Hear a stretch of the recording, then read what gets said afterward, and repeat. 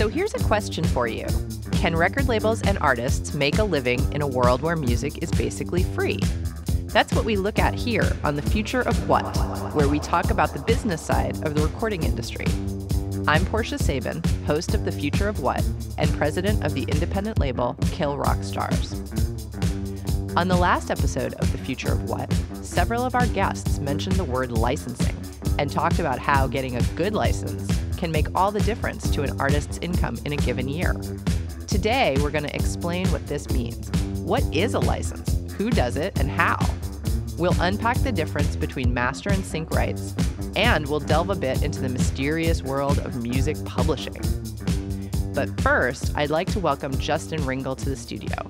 Justin is the singer and songwriter of the Portland band Horsefeathers. They currently have a song getting a lot of play on Spotify. It's called A Heart Arcane. Take a listen.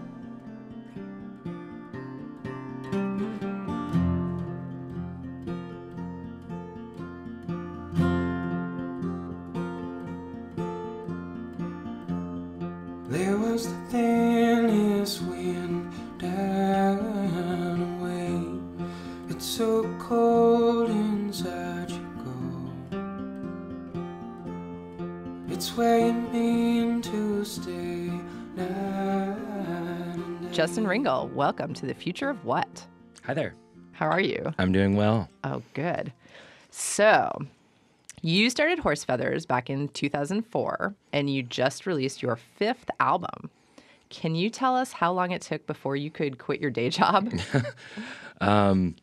Let's see. I was not capable of quitting my day job until, and I put that in brackets and quotations, because I worked after I started to make money playing music for a brief period of time. But it took me about 4 years, I would say. About 2008 is when I stopped, where I became like a full-time musician.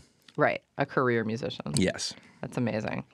So we had Hutch Harris of the Thermals on the program last time, and I asked him the same question. How have your income streams changed over the time that you've been in the band?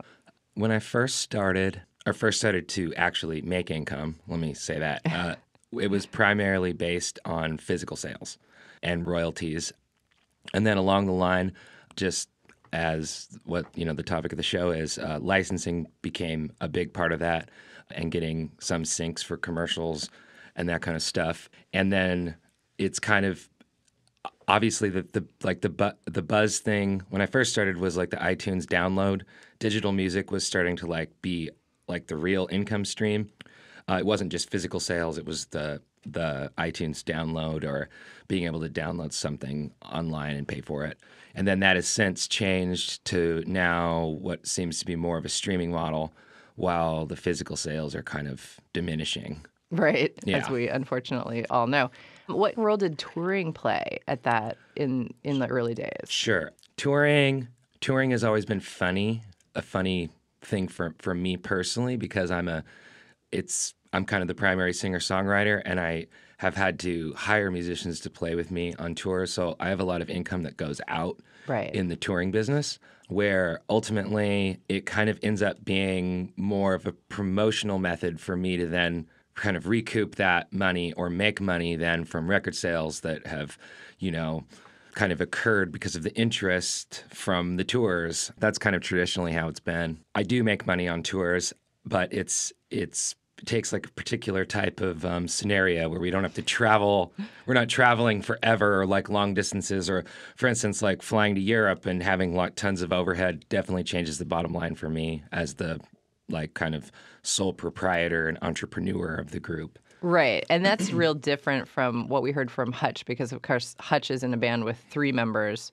And they're always the same 3 members. So whatever money comes into them, I'm sure they just, they split it according to their thing. Sure. But for you, you're the dollars and cents guy. You collect all the money. Then you have to hand it out. Right. Based on whatever agreements you have with whoever. Sure. I mean, how many lineups has Horsefeathers had now in the last 10 years? Oh, I think we'd have to accurately talk about the number. We might have to use an exponent. It's I don't remember what an exponent is. Yeah, I mean it'd be like 5 to the second power or something. I don't even know lineups. I mean, maybe in terms of players, I mean we're probably in the environment of like I've probably had between 10 and 15 people play with me over the years. This is like the majority of the musicians colony of Portland Yeah, has played in horse feathers at some point. At some point. Yeah. So you, as you say, are very in touch with the dollars and cents that you bring in. So given that, what's your sense of these new income streams like Spotify, the dreaded Spotify? I am going to completely out myself here because I did not know until recently, as you know. And I had done an interview on the Huffington Post about Spotify. Taylor Swift thing kind of blew up and she pulled her catalog from Spotify. Well, I did not know. And my assumption was that it was zero. But come to find out, I have been making money from Spotify over the last 3 years. So obviously that changes my opinion about it a little bit. However, I do think that there are some kind of weird hitches to that situation. I am in a unique position now, given that I feel like I was in the industry at the point, like maybe the last gasp of physical sales, or where that was important. And so now seeing the difference is interesting. You know, it could be artist friendly, potentially, but I don't really think it is yet. I don't think it's like a really positive business model for musicians. It certainly can be, but you hear all these horror stories of it not. You know, like there was the recent thing about that artist who had like some ungodly number, like 40 million streams of some song, but like he only personally actually made like $3,000 or something like that. But I'm assuming that's a vastly different situation than like us or like me as an indie artist. Right. Probably because most of his songs are co-written or have like some kind of major label like involvement that is like where he might only be netting $3,000, but there is an actual gross amount of money that's being made. Right. Where it's like as an indie artist, it's probably it's a quite different thing. Right.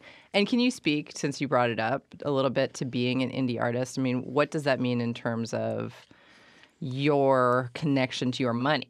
I didn't know this getting into it. I thought I'd just be writing songs and playing shows. You know what I mean? But I've kind of gotten some major lessons in business and what it is to be like a small business owner, really, to a degree. Right.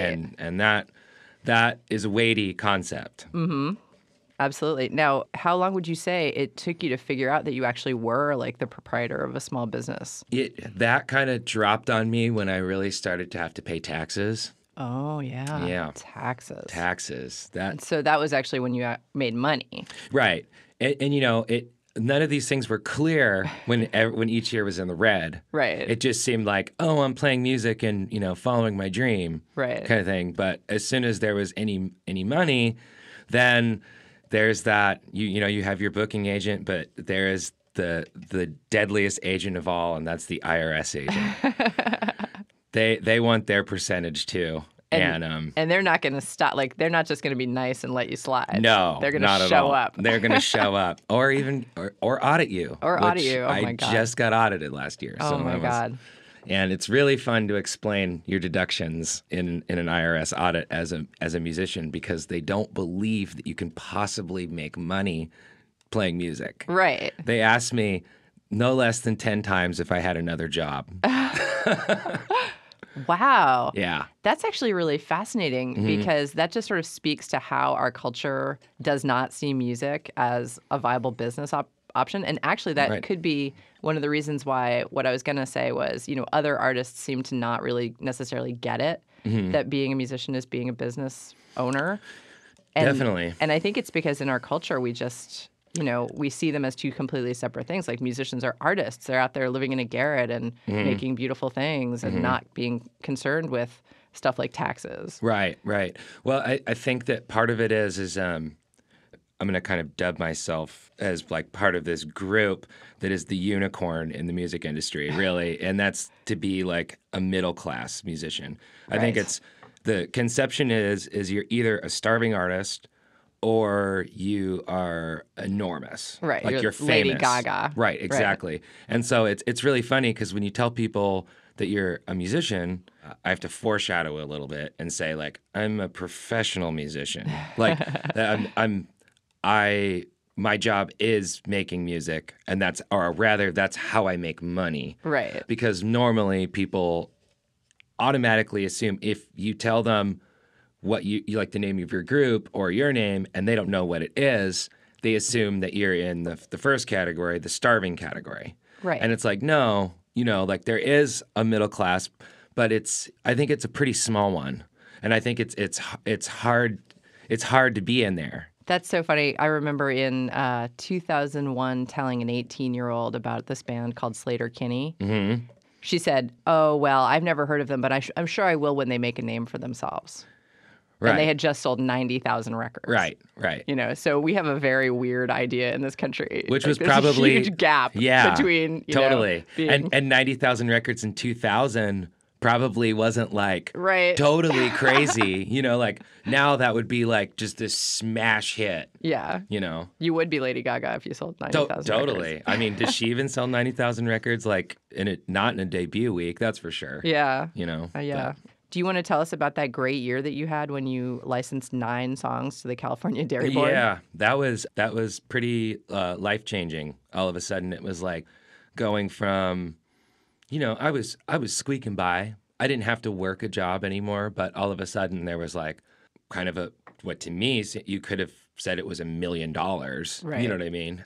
And I mean it wasn't, but it was enough money to where it was like, that's the thing that put me in the black for real, and I had to really start to account for the business and the taxation for it. And it was actually quite scary because, I mean, I have a degree in art. I didn't take a single business class in school. I had no idea really where to start with that. Like starting to have an accountant for the first time is, it would just seemed all very real and very grown up. All of a sudden I'm like, it's not just, playing a wooden instrument in front of people and singing. It was like adding numbers up and like really trying to account for things and like strategically planning when you buy instruments, or gear and stuff. It's like, oh, it's year end.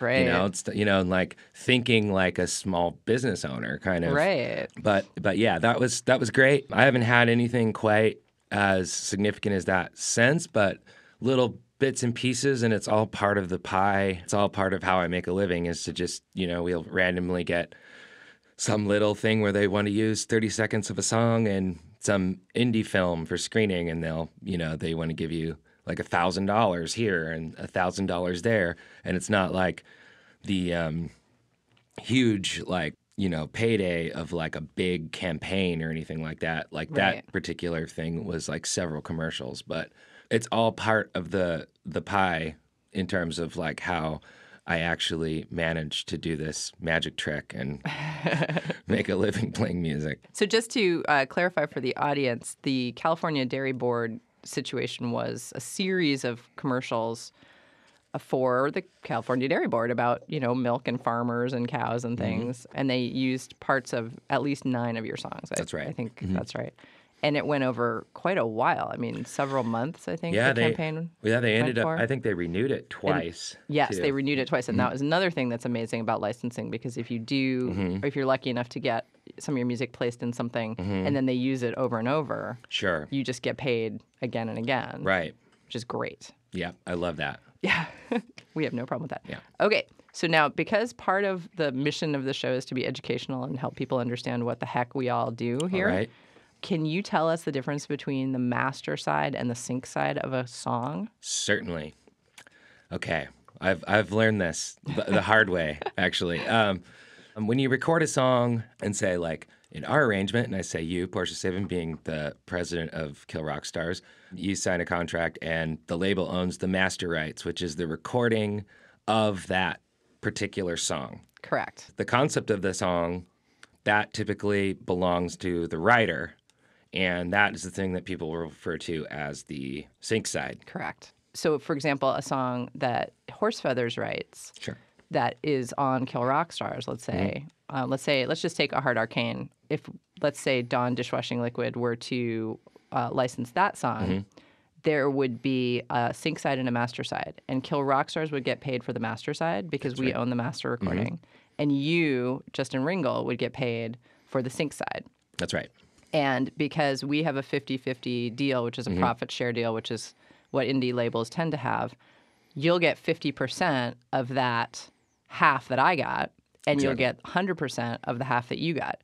So of the total 100%, you'll end up with 75%. That's right. That's the way it works. These are the facts. Like, this is stuff that no songwriter, when they sit down at 14 years old to write a song about Kitty in the corner with the sad green eyes, which I wrote when I was 14 years old, has no clue, right? I have no clue that I am writing something that has both a master side and a sync side, and within the sync side, all these other rights. Well, you can give yourself some credit because people who are also in their 30s and 40s don't know that either. There's a pretty steep learning curve to this stuff, and it took me quite a while of like having to deal with it in action. Right. You know what I mean? Like actually situationally to understand it in any way. So with all that excitement in mind, what advice would you give a young musician just starting out? Or would you just be like, later, got nothing to say? Yeah, I don't know. Currently, I'd say maybe wait it out a minute. I had this conversation in the van recently. We were all talking about that, kind of that thing, like if we had a kid and they were like, Dad, I want to be a musician. It's hilarious because I'd probably be like, no, son, you're going to be a lawyer. Get a degree in business, which is so funny because I just like totally did not listen to that from my parents. Of course. Yeah. In terms of advice, I think that, well, let me put it this way. If you want to just be an artist and play music, you don't have to leave your home. Mm-hmm. You know, you can play music and you can scratch the itch of artistic expression from, you know, the comfort of your own basement, and you can record it, and that can be one thing. But, you know, no one ever wants to do that. As soon as they play publicly, that in essence means that they do indeed want to make money. Right. I mean, I think that that's kind of the delineation. So if that's really what you want to do and you want to make money, it's very wise to figure out the business details and the understanding of all these things that we're talking about from the very beginning. And I mean, I think tons of musicians would say this, but if I would have done that or been a little bit wiser, I would be, you know, tens of thousands of dollars richer, you know, not like hundreds or millions, you know, but like, you know, I would definitely have more money in my pocket. And does everyone in the van call you Dad? They do. They definitely do. I can totally tell. Yes. That's Justin Ringel of the band Horsefeathers in studio with me on The Future of What. Justin helped us understand that there are two sides to every song, master and sync, when it comes to licensing. But what about the sync side itself, otherwise known as the publishing side of a song? How many parts does that part of a song have? Carrie Ann Marshall is partner at Songs Music Publishing, and she's going to help us figure this one out. Carrie Ann, welcome to The Future of What? Hello. Thanks for having me today. We're so glad to have you. This is Justin Ringel I'm speaking to here. Hi there. From the band Horsefeathers. Hello. We've been talking about 4 of Horsefeathers' albums are on Kill Rock Stars, so I own the master side of his stuff. So when he gets a sync license, they clear the master side with me and the sync side with him. But what I wanted you to touch on is there's actually the sync side itself has some component parts, right? Isn't there sort of songwriter parts and then also publishing parts? Sure. Basically, publishing is sort of like a pie. We look at it that way. Half of the pie is kind of the songwriter share, and the other half is the publisher share. And depending on the type of deal that one does, that can be divided a number of ways. At Songs, we traditionally do co-publishing deals in which we pay for the rights for half of the publisher share. So, in essence, that's 25% of the entire pie. Right. Does that make sense, sort of? It does. And this is, you know, sort of the theme of today is licensing, and then the sub-theme is how does anyone understand this? This is crazy. I think I worked in the music business for 5 or 6 years before I even understood what publishing was. See, we were talking about that. Nobody knows. Seriously. No, nobody. I didn't know until I started working at a music publishing company. Yeah, I mean, in that part, hopefully, if you are, in the hands of somebody who knows what they're doing, they can handle all that accounting for you. If you sign to a publisher, they're going to be able to explain and do all the accounting and everything for you. In fact, that's one of the advantages with signing with a publishing company is they handle all that administration for you. If we're talking about a band, let's say, that does a licensing deal with a company, they won't be administering the publishing most of the time. They're just going to be taking a administration fee, perhaps, on the publishing side if they're representing the publishing, or master side if they're representing the master, in exchange for providing those services. They're not going to co-own the actual rights and do that, back-end administration. But what you mentioned when you said a co-publishing deal, you guys would actually co-own the rights for a certain Correct. period of time? Mm-hmm. So then can you give us an overview of let's say you enter into a co-publishing deal with Justin for Horse Feathers. Yep. What would you guys then do? A full-service publishing company entails quite a few things. Basically, it would be registering the songs, collecting any monies for your mechanical synchronization, making sure everything's accounted correctly, also providing services like A&R services as well as synchronization. I mean, it's really everything you can imagine that is part of your songwriter world. We don't, as a publisher, we're representing the songwriter. We're not representing the artist, even if it's the same person. If that makes sense. Sure. So basically everything, all the accounting and all the creative support for the songwriter portion.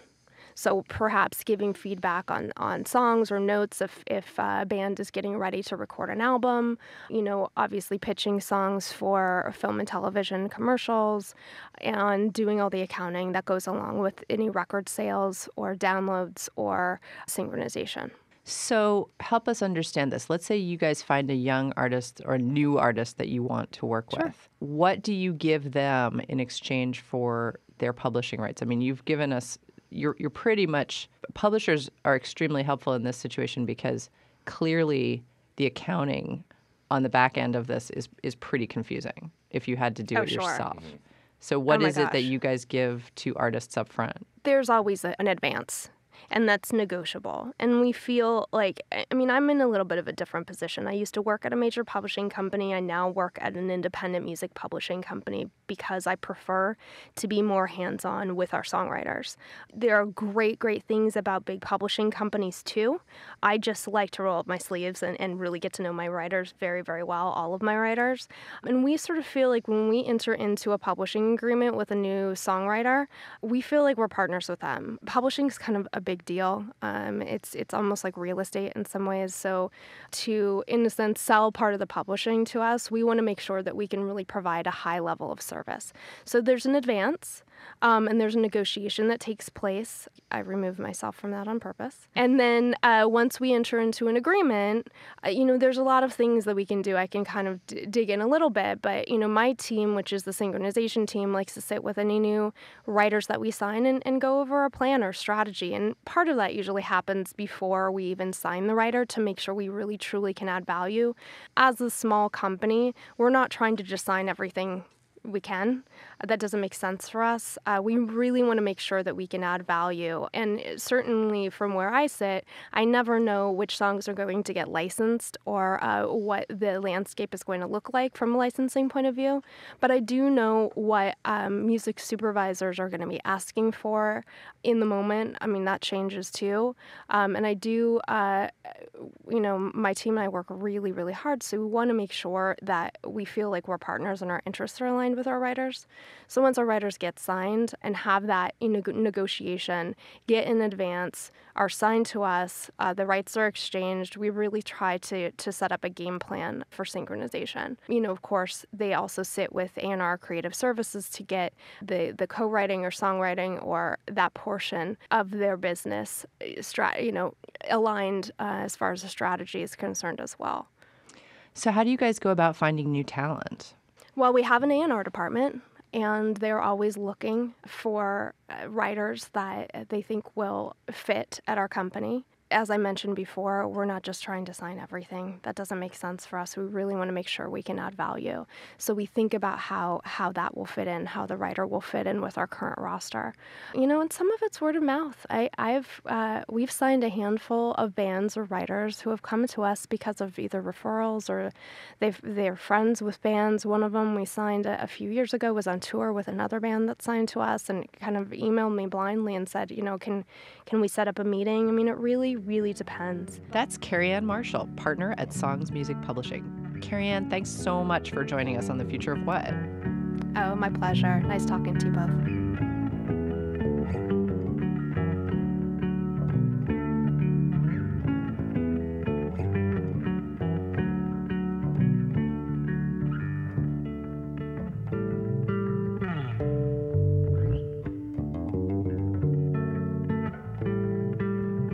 Welcome back to The Future of What, the show that explores the ins and outs of the music industry. I'm Portia Sabin. We're talking music licensing on this episode, and we're going to talk now to the person who actually selects music for the Comedy Central show Broad City. Music, of course, is key to the show, like in this scene where the main characters, Abby and Alana, discuss going to a Lil Wayne concert.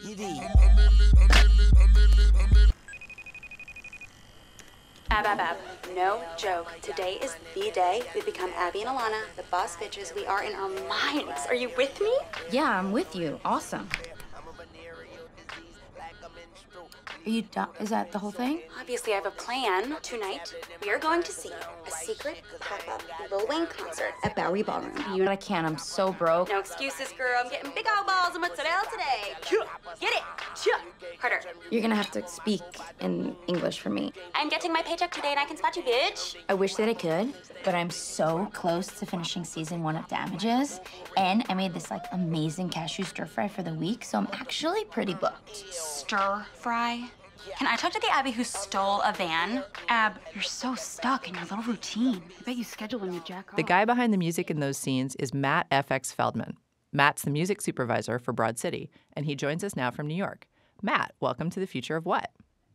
Thank you. I'm glad to be here. So, Matt, I think our listeners would find this interesting. Can you tell us how old you are? Yes, I am 23 years old as of February 1st. Happy birthday. Thank you very much. That's awesomely young. I love it. Thank you. Yeah. You're in charge of picking the music on one of the hottest shows on TV right now. So how often do musician friends of yours beg you to get their songs on the show? My friends have stopped begging, actually. They just know that if the song's right, I'll come to them. But it's it's the friends of friends of friends. And that's like 2 emails a day, 3 Facebook requests a day, I'd say on average. Right. No doubt. Oh my gosh. 2/3 of which usually works out for something, I'd say. More than people expect, I think. Yeah, I think people are probably pretty interested in how you do go about picking music for the show. Yeah, I mean, the process changes with every episode, with every editor. Ultimately, there's a ton of music I'm downloading and just trying to understand as quickly as possible. And then I'm importing it into the editor's, computers and network. And then, sometimes it's as complicated as just throwing things at a wall and seeing what'll stick. And sometimes it's like, oh, this scene, yeah, of course, this song, and just throwing it right in and it working on the first try. It's never the same twice. And how much input do Abby and Alana have in the music? They have absolute veto power. They have any song that they wanted to use, they just throw right in. And, in general, their tastes are spot on. I mean, I'm really trying my hardest to kind of tailor my taste to theirs, if you will. Definitely the music that's on the show represents a large portion, almost like a Venn diagram, if you will, of their taste and mine in the middle ground. I'd say. But no, they contribute a ton to the process. So at 23 years old, how did you get this job? Because it seems like kind of a dream job for someone, well, of any age, but definitely at 23. Yeah, definitely. It's kind of a long story, but ultimately boils down to me having a crush on a girl in senior year of high school, showing that girl Skins, through a crazy series of events, getting the opportunity to choose the music for American Skins through one of that aforementioned girl's best friends. And then not doing anything for a few years, music supervision related. I was DJing and throwing parties and writing music, and then getting a call from the assistant editor on Broad City, who was the same guy on American Skins, saying, "Hey, we might have trouble with our current music guy. It's this new show. It's going to air in a month and a half. Would you mind coming in and playing them some music off your computer?" Wow. And I came in and I played them some music, and with both shows actually, with Skins and Broad City, it was like, the question was, could I make them a playlist and could they try me out for a couple days? And then I was hired by the end of the week, basically, on both scenarios. That's fantastic. You know, that's weird. We have a weird connection because I used to manage this band called The Gossip that had the theme song on UK Skins. Oh yeah, wow, the Gotham are incredible. I've seen them a couple times. They're amazing. Beth Ditto is an icon. She is, and that was when I was managing them. We got them that sync, so that was really Yeah, exciting. that sync was a big one. That, especially for the United Kingdom in general, that commercial, that first Skins commercial, that was a big one. Yeah, it was a game changer, I think. Yeah, that was like the Project X Pursuit of Happiness A-Track remix sync before the Project X A-Track remix. So why do you think that sync in the UK for The Gossip was such a big deal? It's a good question. I don't know. I think it was just the combination of music to picture and having that sort of crazy party atmosphere. The hook is so energetic and magnetic, and it just feels like a slam dunk sync. You see that scene once, and regardless of whether or not you hate that party or want to be at that party, like, the music's right. It's working. It just works incredibly. And for that to air as a commercial on television, must have been pretty insane. I remember British people I know telling me about the first time they saw that commercial on television and how that they were just like, "What is this show? I need to watch it." So you and I know what that trailer looked like. But Yeah. for people listening at home who don't, can you describe it? I said it's sort of like the Fiona Apple criminal video in that it was film quality, not video. Yeah, it's a film quality video of a house party opening up on like a candy colored raver kid with blonde hair biking around a route in a tricycle, like a kid's tricycle with like a fur jacket and no shirt. Your back's against the wall. There's no one home to call. Keep forgetting who you are. You can't stop crying. It's fun to get Cut to kids doing drugs in the bathroom. Cut to girls in a pillow fight. Like, just total madness. Somehow managed to get every character who shows up in the first season to just kind of cameo in the scenes, but it was an ad, so you really had no idea who was in the show and who wasn't. Writing lipstick on mirrors. I'm trying to figure out, I haven't seen the video in years, but those are the images that are in my head. And, that actually was a turning point in The Gossip's career, too, because that came out, that trailer came out in February. They started airing it. And in March, The Gossip went gold in the UK on the radio charts. And the reason was because they added downloads for the first time. And that song was downloaded so much that it actually put the song at number 7 on the radio charts, even though it wasn't being played on the radio.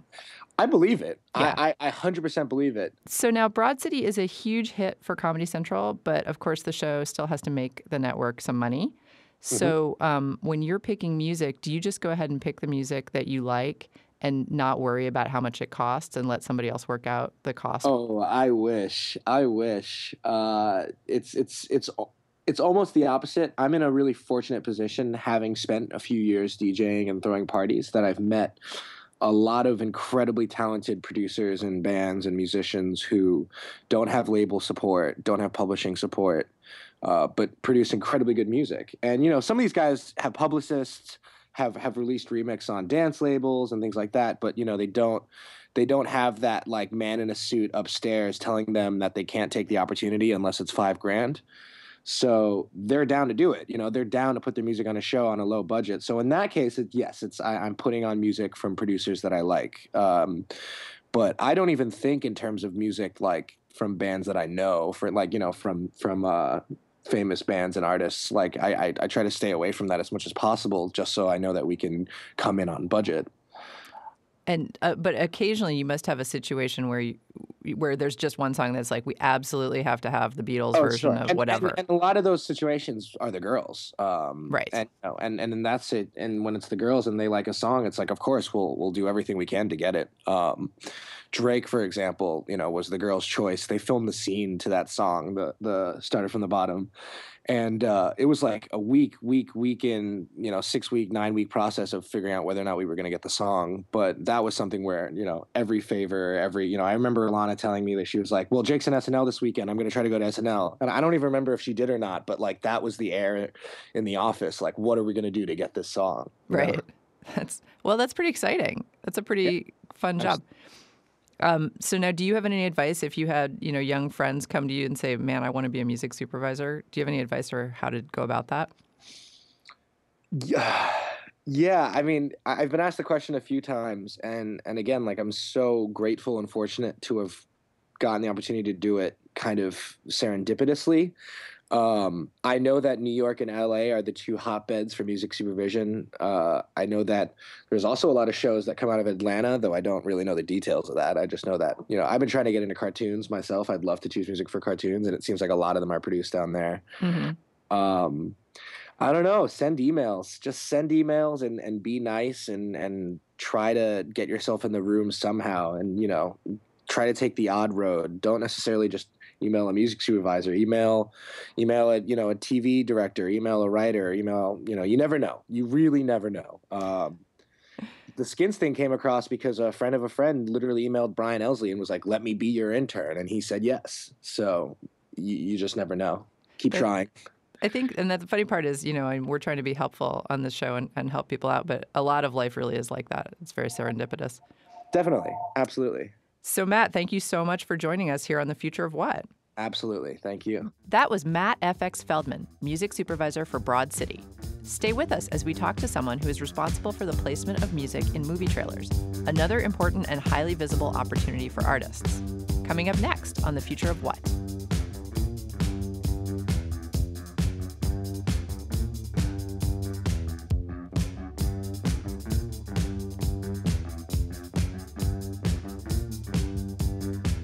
We're going to go now to Sohrab Nafisi of Warner Brothers Records. Sohrab is the executive director of music and legal for Warner Brothers. He joins us from the studios of KCRW in Los Angeles. Sohrab, thanks for joining us here on The Future of What? Good morning. How are you? So you license music for movie trailers, which I would imagine Yes, I do. Makes you the most sought-after man in the universe. Sort of. Sort of. Until they realize that I'm not a music supervisor and I don't pick the music that goes into the trailers. What happens is, so I work for Warner Brothers Pictures, theatrical marketing. Right. And we are responsible for the marketing campaigns of all the first-run theatrical releases at the studio, everything that we produce and everything that we distribute. What I do is whenever there's any music and sound design in any trailer or advertisement or radio spot or any kind of publicity use, I sit down with the creative director and I sit down with sometimes the music supervisor and I figure out what's in there. And then I go out and I research who owns it and I try to make a deal that's that makes everybody happy so we can use the music in our advertisements. I don't do any of the actual supervision. That Right. happens at all the creative, we call them trailer houses, but they're creative vendors that specifically service the motion picture industry. Interesting. So now industry lore has it the trailers still pay the most, or at least the payouts from trailer placements are diminishing the least in the licensing landscape. Is that true? I'd have to say that I've noticed that my fees that I'm paying are going up. Ooh. You are branding a product that is a film and a studio in the marketplace with somebody else's music, somebody else's copyright. So, it's a very highly visible form of advertising. It's only rivaled by certain very national, sometimes worldwide advertising campaigns. So, yes, it exists on the higher tier of payouts, I would suppose. Now, do you ever license music directly from an artist? I mean, does that ever happen? Or is it always sort of through a label or a publisher?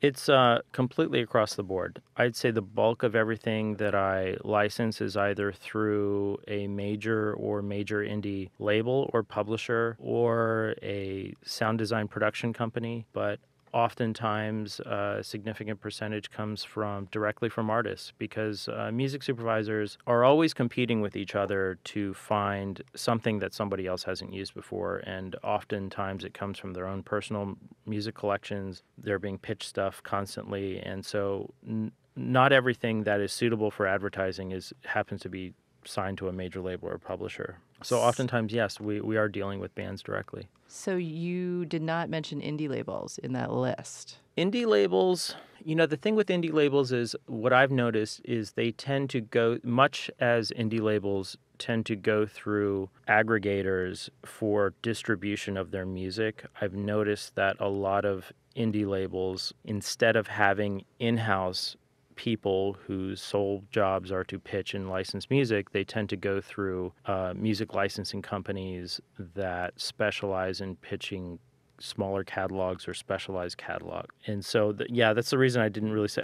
I'm hard-pressed to think of the last time I dealt directly with an indie label that wasn't also in some way administered by a music licensing company. Oh, yes. But definitely you deal with the licensing companies that deal with indie labels. Yes. Oh, absolutely. That handle indie yes, labels. I didn't mean to suggest that the music that we license isn't released on indie labels. It's just sometimes, like when you're dealing directly with people, that's all I meant to say. Sorry. Oh, sure.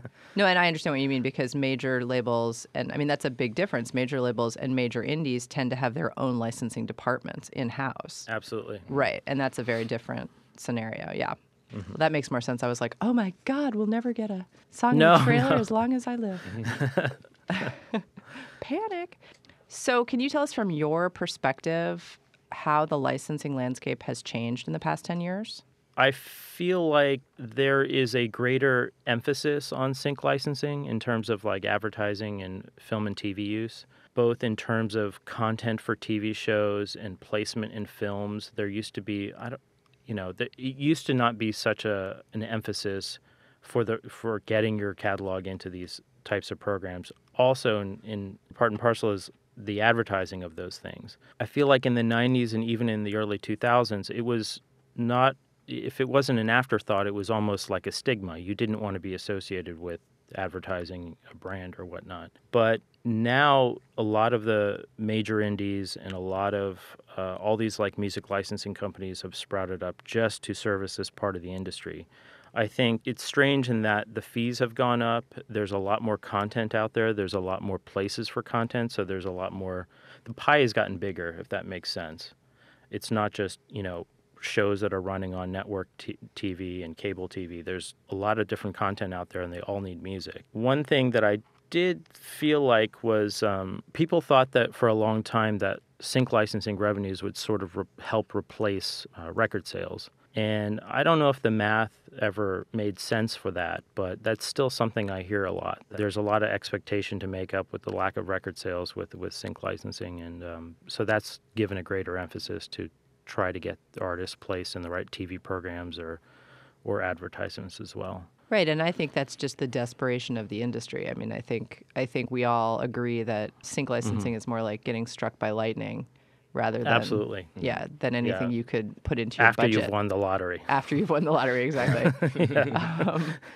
And as Justin's experience is, he got this one outstanding sync one year, but that really changed the profile of his income for that year and probably the year after. But really, it didn't change. It wasn't something that he could put into his yearly budget. Like, I definitely am going to make, you can't count on it. Six figures from licensing this year. No. That's pretty impossible. But, Saurabh, one of the things... sorry, go ahead. Oh, no, I was going to say it's a little interesting in that, I did catch the tail end of, the previous segment. And what tends to happen, I see, is like once you get like one little bit of a foothold in sync licensing, like you have one good use, one high-profile use, sometimes things tend to start rolling from there because, people tend to go with what they know in terms of music supervision. And so somebody will see you and oh, I heard this song in the California Milk Board, advertisements. What's that? Maybe I can use that. Or once they're familiar with the band, oh, yeah, I'm going to definitely check out their next record. Oh, yeah, definitely send it to me when it's, ready. And sometimes like one decent use can start building on a career in sync. It's people don't think of, yes, it is like winning the lottery in the sense that a lot of different things have to fall together in place at the right time to make a use stick and to make a deal happen. But at the same time, people can sort of build sync licensing careers in the sense that people become familiar with your catalog, people know what you sound like, people are comfortable with cutting with you, and they've done business with you in the past, and it leads to more business. And do you think, Sorab, that there are trends in licensing? Because I feel like, remember, sometimes you get that iconic usage. Like, remember that VW commercial that used Nick Drake's Pink Moon? Absolutely. And then right after that, we just, like, the phone was ringing off the hook with people wanting Elliott Smith for commercials and stuff. I mean, it really, I felt like that was a moment when suddenly, like, depressed singer-songwriters, Right. gotta have them, Right. like, for everything. Do you feel like the licensing world goes through those types of trends? Absolutely. I mean, I think the Nick Drake ad for VW was not only kicked off a particular trend in terms of the style of music that people wanted in ads, but I feel like that was a big bellwether moment in terms of brands using music in advertising period. Because before that, I mean, I think that was the most high, I think that was like a turning point in sync licensing in terms of like major brands looking for independent artists. And I mean, Nick Drake had been dead for like 20, 30 years at that point. Right. But I think that pretty much resurrected his career, that advertisement.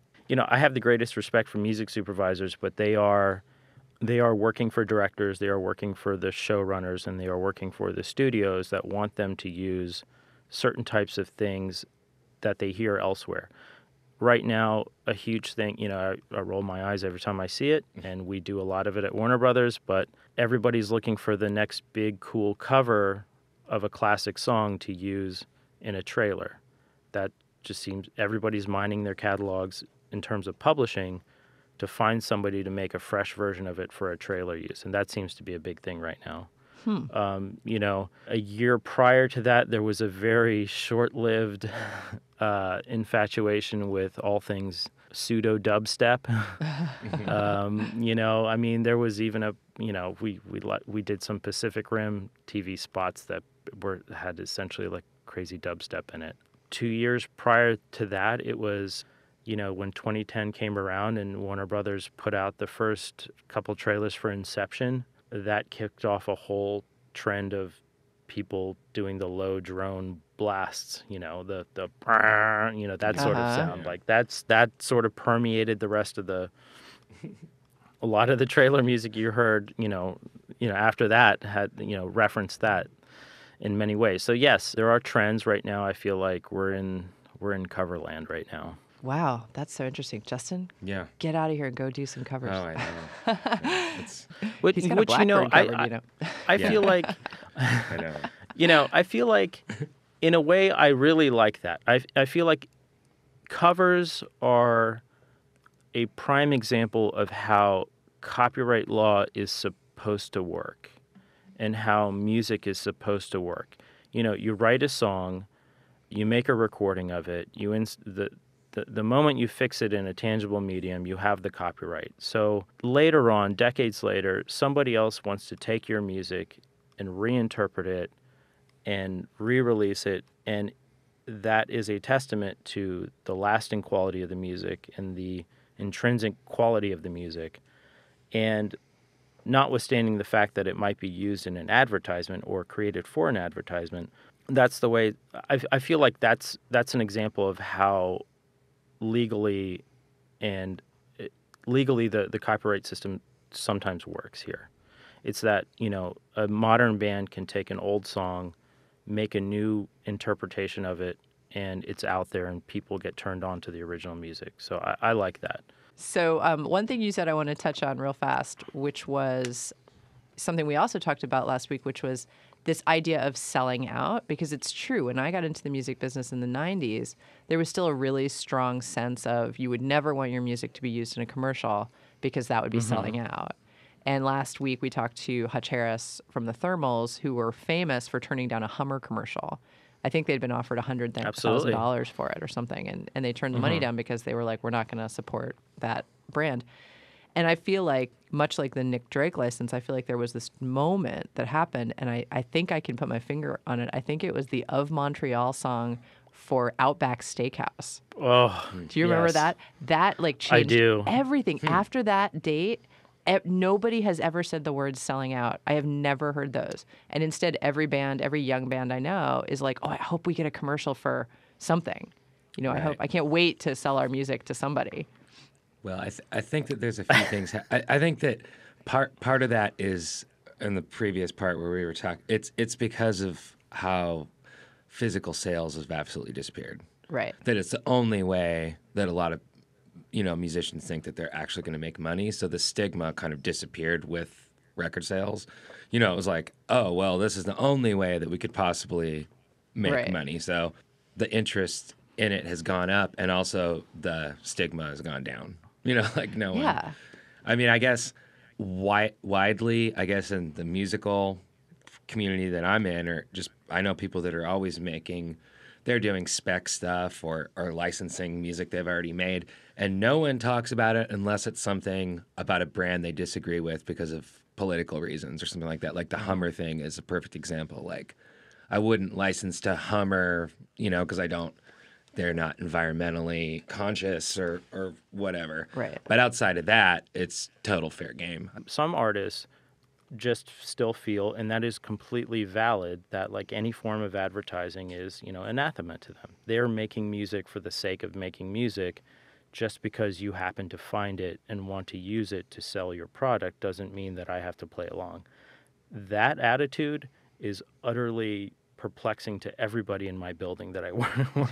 They don't understand if it's in the marketplace in any way, shape, or form, then you should be willing to make a deal for it in some way, shape, or form for use in advertising. And any attitude to the contrary is just not, it goes over their head. So you have some bands that we've most of the time, we can make a deal with an artist, but sometimes no amount of money can change their mind. Some bands don't agree to any advertising whatsoever. Mumford & Sons is a prime example of a band that says no to all advertising. We've tried to use them in some of our materials, and they've never, to my knowledge, they've never said yes to a trailer use at all. Because they're in the position that they can. Yeah, I mean, the thing with record sales is I will give anybody the benefit of the doubt that says like I will not license music for advertising because I don't believe in that. My soul is still at the point where I believe a band when they say that. That being said, when you're selling millions of records, that's a very lucrative thing still. The profit margin on selling albums is still very good if you're selling a lot of them. Sohrab, thank you so much for joining us. Sohrab Nafisi is the Executive Director, Music/Legal at Warner Brothers Pictures. Sohrab, it was a joy to have you on The Future of What? Anytime. I appreciate it. Thank you so much. Take care. Bye. Bye. If you have further questions about licensing or any other questions you'd like us to answer on air, write to us at thefutureofwhatshow@gmail.com. This show is archived at killrockstars.com/thefutureofwhat. Special thanks today to the studios of OPB. This show was engineered by Stephen Cray. The Future of What is produced by Jimbo Sandberg and John Sepulvado of X-Ray FM, and me, Portia Sabin, president of Kill Rock Stars. Thanks for listening.